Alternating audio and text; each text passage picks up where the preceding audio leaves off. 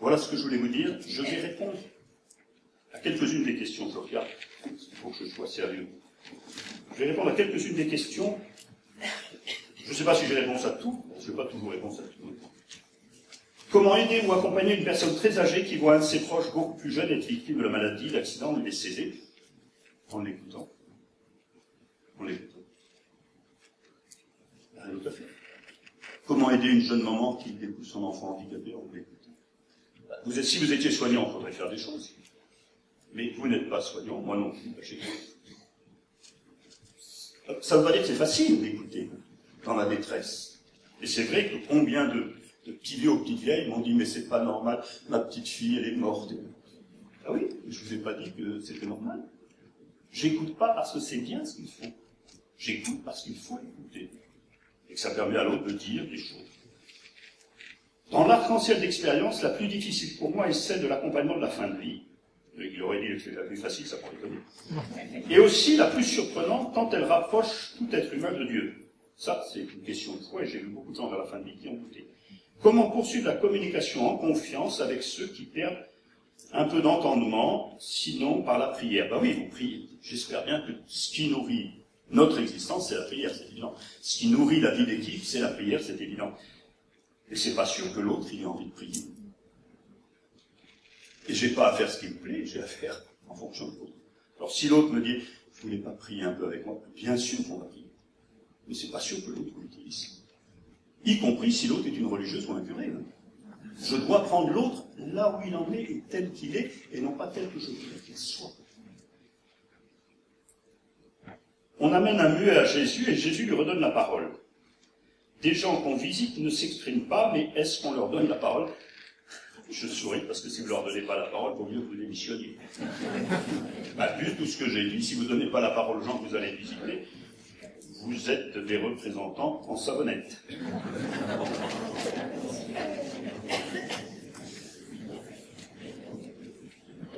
Alors, il y a 3 questions sur la souffrance. Pourquoi la souffrance? Quel sens donner à la souffrance? La souffrance d'une personne malade ou âgée n'est-elle pas assimilable à la passion du Christ et à son chemin de croix? Non. Que le Christ, il l'a choisi. Vous vous souvenez de Gethsémani? Si c'est possible que cette coupe s'éloigne de moi, non pas ta volonté, non pas ma volonté, mais la tienne. Et le Christ, ce qui est merveilleux dans Gethsémani, comme dans la croix, c'est qu'il accomplit sa mission. Le colonel Beltrame a accompli sa mission, à sa manière. Et donc lui, c'est assimilable. Mais la maman qui voit son gamin écrasé par une voiture sous ses yeux, elle n'est pas du tout dans la situation du Christ.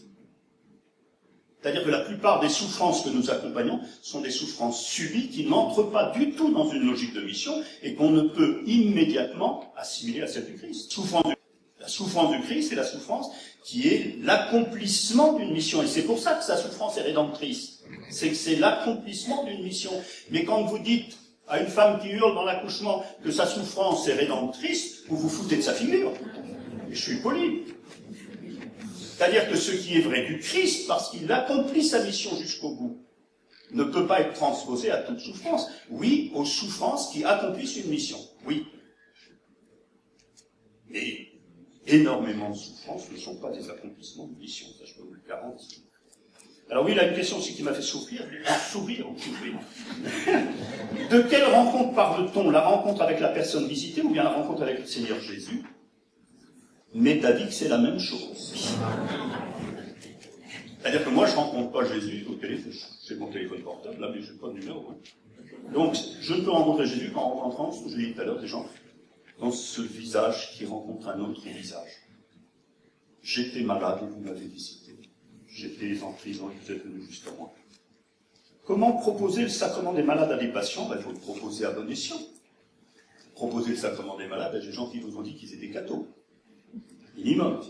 À des gens qui vous ont dit qu'ils avaient envie de cette force et de cette grâce de Dieu. Minimum. C'est pas un médicament ou c'est pas un Haribo.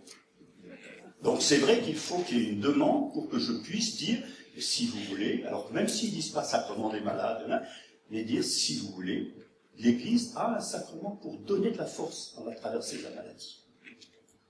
Bon, j'espère que c'est ce que font ceux qui ici, mais il faut le faire, hein, faut pas... Il n'y a pas de raison d'avoir peur et de se dire, je ne vais pas lui dire, peut-être qu'il va croire qu'il va mourir, arrêtez. Alors n'utilisez pas trop le terme extrême onction, on l'utilise plus dans l'église du Vatican II. Et vous étiez beaucoup plus jeune au moment de Vatican II. Est-ce que l'on peut donner la communion à quelqu'un qui n'est pas conscient de ce qu'il reçoit? Ma réponse est claire, c'est non. Un sacrement, c'est une alliance, et parfois ça me fait rouspéter, et je le dis. Je distribue la communion, j'ai des gens qui se chouent dans la bouche. Ils ferment la bouche et ils s'en vont. On dit Amen, c'est la condition de ça. Ah oui. Un sacrement, c'est une alliance. C'est un signe d'alliance. Si je ne dis pas que oui à ce que dit le prêtre, non, il me tend un morceau de pain, il dit le corps du Christ. Donc il faut que je dise oui, Amen, j'y crois. Donc il y a une alliance qui se joue. Mais vous savez qu'on peut vivre sans le sacrement de l'Eucharistie. L'Église l'a dit pendant des décennies pour les divorcés mariés. Elle a parlé du sacrement de désir, je ne sais pas si c'était justifié, mais on l'a dit. Donc ne soyez des tas de chrétiens qui habitent dans des villages où on ne célèbre plus la messe, ils regardent la télé.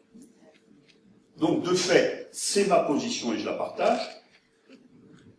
L'Eucharistie, comme tout sacrement, se donne en connaissance de cause. Maintenant, si je veux relativiser, comme pour l'onction des malades, il m'est arrivé de donner l'onction. Ah bah tiens, je vais vous raconter une histoire, une femme qui m'avait fait rire, c'était un dimanche, je me souviens. Quand je suis venu, sa mère respirait, on sentait que c'était la fin de vie, vous savez, c'est... Bon. Et la fille me parlait de sa mère, je me suis dit, au bout d'un moment, on va tout de même parler avec elle, plutôt que de parler d'elle. Bon, alors je suis allé vers la brave vieille dame, bon, il n'y avait plus aucune perception. J'ai pris les joues, je lui ai dit, on va vivre le sacrement des malades, je vais vous imposer les mains, et puis je ferai l'onction. Au moment où j'ai mis l'huile des malades dans la main gauche, voilà. Et quand j'ai mis dans l'autre, elle a fait un signe de croix avec la première. 1 heure plus tard, elle était morte. Donc ça m'aide à dire qu'il faut faire gaffe, vous voyez. Moi, intérieurement, je me disais, bon, c'est bien parce que je suis venu, donc je ne vais pas repartir les mains vides. Mais il faut faire gaffe. De même, ça m'est arrivé de confirmer des enfants, excusez-moi, je ne vais pas les mimer, mais profondément handicapés, où je ne savais absolument pas si la catéchiste disait, il est tout à fait prêt. Confiance. Donc, dans le même temps, je vous dis qu'il faut qu'il y ait une conscience. Ça se vit en église et il faut y réfléchir un peu. Et y réfléchir. Que pensez-vous du fait qu'une personne à qui l'on porte la communion la refuse si ce n'est pas toujours la même personne qui porte l'Eucharistie? Alors, je ne pense pas du bien des gens, et j'espère qu'il n'y en a pas du tout parmi vous, qui changent de fil quand il y a un prêtre et une laïque. Ceux qui font ça ne croient pas en l'Eucharistie, donc il ferait mieux de s'abstenir. Puisqu'ils pensent qu'il y a des mains qui sont plus dignes de porter le Christ. Donc ça je le vois, ça m'énerve à chaque fois. Maintenant, si la personne malade, parce que vous voyez, là on est dans des contextes, si elle est habituée à ce que ce soit telle personne qui lui amène, il y a une relation, peut-être, à ce moment-là, si elle ne veut pas, elle ne veut pas. Et surtout, il ne faut pas forcer. J'ai eu un problème dans un EHPAD où une dame allait régulièrement à la messe, je ne sais plus si c'était toutes les semaines ou les 15 jours, et puis on lui a pas demandé si elle voulait venir, on l'a emmenée, et elle a dit à son fils, je ne vois pas pourquoi ils m'ont emmenée à la messe. Parce que comme beaucoup de lui, elle a perdu la tête. Et le fils est allé voir la direction, et bien sûr, l'aumônerie s'est fait cogner, avec raison.